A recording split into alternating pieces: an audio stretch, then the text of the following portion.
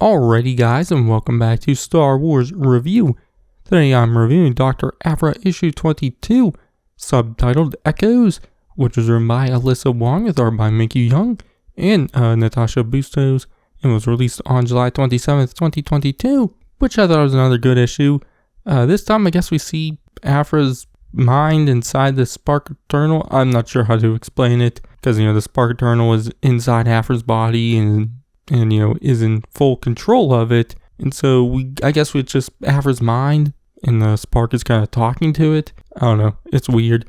But we see the Spark with Aphra go through some of her memories. We see several moments from the first Aphra series, which was cool. But, then we see a time when she did a job with Lucky. The Spark is showing Aphra this memory. Just kind of try to figure out, I guess, how the Spark knows Aphra, which, she uses the job when she touches the treasure to open up all of her memories of when she's touched treasures, which lets the Spark figure it out, which is when, on the Vermilion, when Aphra touched the Thought Dowser. So I guess at that moment, it kind of introduced Aphra to the Spark.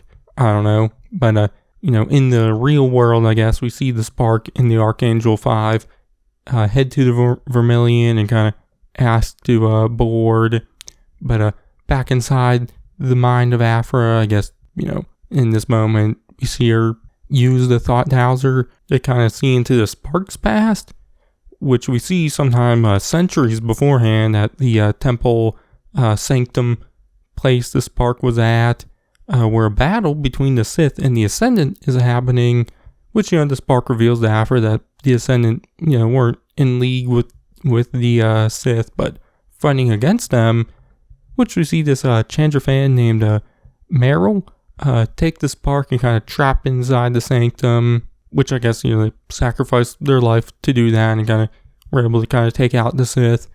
It was definitely a cool moment. I like the kind of seeing all that. I do wonder when this happened. It would, obviously centuries beforehand. It would have had to been like probably over 1,000 years, before this. So definitely interested in all that. I don't know if we'll actually dive into that anymore, but that definitely was cool. But the Spark then reveals kind of what their plan is, which now being in control of Aphra, kind of having their own body now, and then also having all the knowledge of Aphra, they're kind of gonna use all that the archaeological info to kind of, I guess, find treasures to make themselves stronger, which they're going to start with Aphra's murder droids, 000 and BT-1.